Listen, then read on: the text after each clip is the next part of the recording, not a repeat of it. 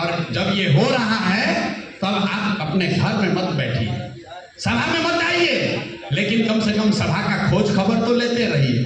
अरे भाई क्या हो रहा, कितने लोग आए, क्या बात हुई।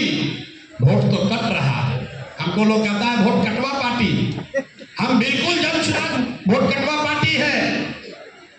वोट कटवा के डेफिनेशन में कहाँ लिखा है कितना % वोट काटेगा, तो हम कहते हैं इतना वोट काटेंगे, इतना वोट काटेंगे और दोनों का काटेंगे कि दोनों कट के साथ हो जाएगा। जमशेद तो है ही, जमशेद तो है ही वोट काटने वाला पार्टी, ठीक है बात है। वोट काटेंगे नहीं तो जीतेंगे कैसे, लेकिन इतना काटेंगे कि दोनों कट के साथ हो जाएगा।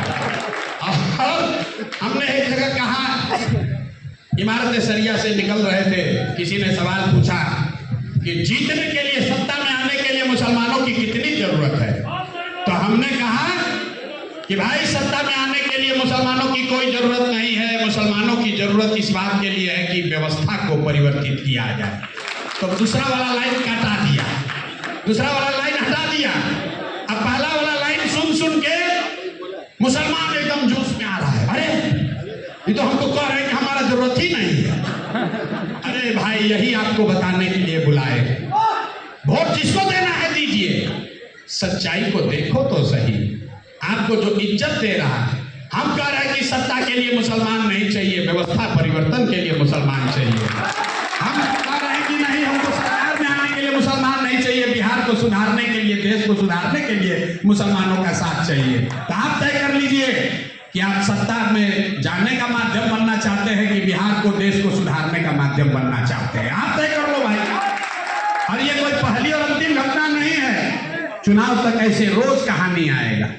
हम कुछ बोल रहे हैं, उसको काट के सोशल मीडिया का जमाना है, आपने देखा है मुसलमानों के खिलाफ इसका इस्तेमाल किया गया है।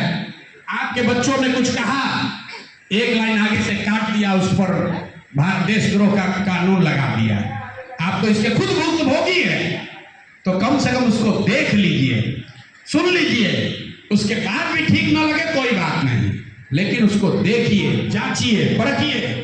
आपको तो कहा गया है इल्म हासिल करने के लिए चाइना तक जाना है, यहाँ पर तक व्हाट्सएप पर देखना है। अरे व्हाट्सएप पर देखे बगैर काहे खारिज कर रहे हो। तो यहाँ चाइना नहीं जाना है। कैसे यहाँ जन सुराज एक नई व्यवस्था बना रहा है, एनडीए को खत्म कर रहा है काट कर।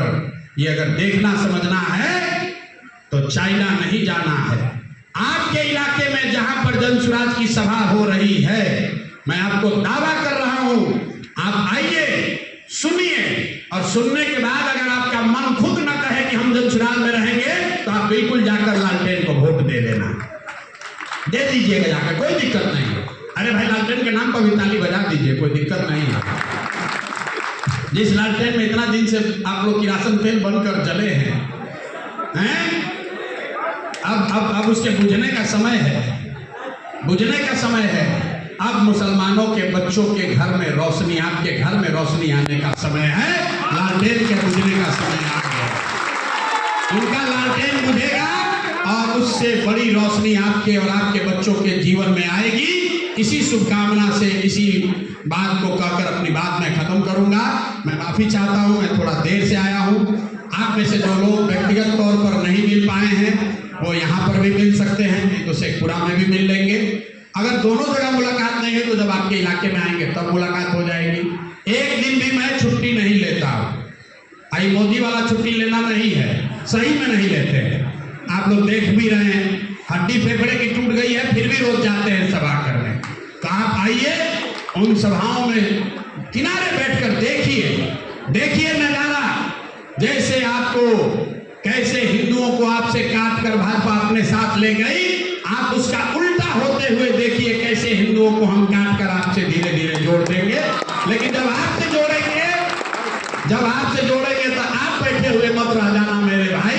यही आपसे आग्रह करने आए हैं। बहुत बहुत शुक्रिया। प्रशांत किशोर जी से गुजारिश है कि 5 मिनट आप तशरीफ रखिए। वसीम नैयर अंसारी साहब से गुजारिश है कि आप शुक्रिया कलमात पेश करें। जनाब वसीम नैयर अंसारी साहब, वसीम नैयर अंसारी साहब को माइक दिए, शुक्रिया कलमात कीजिए।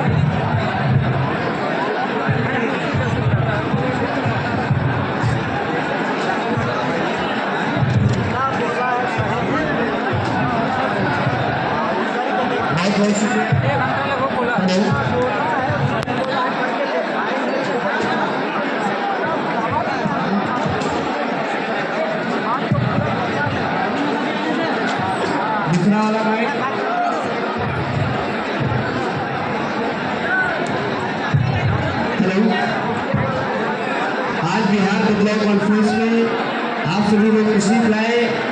हम आप सभी का शुक्रिया अदा करते हैं कि आज प्रशांत किशोर जी को सुनने के लिए एक बड़ी संख्या में लोग पूरे बिहार से यहाँ मौजूद हुए हैं। साथियों, प्रशांत किशोर जी ने सभी बातें खुल के आपके सामने रखा है। हुकूकुल अल्लाह की भी बात उन्होंने की, हुकूकुल इबाद की बात की। दो लाइन में कहकर शुक्रिया अदा करना चाहता हूँ कि आज जो टोपी के सियासी नुमाइंदे हैं बिहार विधानसभा चुनाव, प्रशांत किशोर जी जन स्वराज ऐसी पहली पार्टी है जिसने करके दिखाया है, तब आपके बीच में वोट मांगने के लिए आ रहे हैं। पहले सबसे पहला चुनाव अगर किसी ने लड़ाया मुसलमानों को तो प्रशांत किशोर ने लड़ाया। अफाक अहमद साहब के नाम पर उन्होंने चुनाव लड़ाया और बिहार को पहला एमएलसी मुसलमान के रूप में देने का कोई काम किया है तो जन स्वराज ने काम किया है। इसी तरह उस चुनाव में जब आपके 4 विधानसभा चुनाव हुआ तो महागठबंधन और एनडीए ने जब किसी मुसलमानों को टिकट नहीं दिया तो उस समय में भी आपके प्रशांत किशोर जी ने बेलागंज में अमजद हसन साहब के रूप में उम्मीदवार बनाने का काम किया। इसलिए हम शुक्रिया अदा करते हैं आप तमाम अलग अलग जिलों से जो लोग यहाँ तशरीफ फरमा है, जो बड़ी दूर दूर से काफी संख्या में लोग ज्वाइन करने के लिए आए हैं। और मुझे अफसोस भी है कि इतनी बड़ी संख्या में आज लोग आए, उतना हम लोग इंतजाम नहीं कर पाए, इसके लिए हम लोग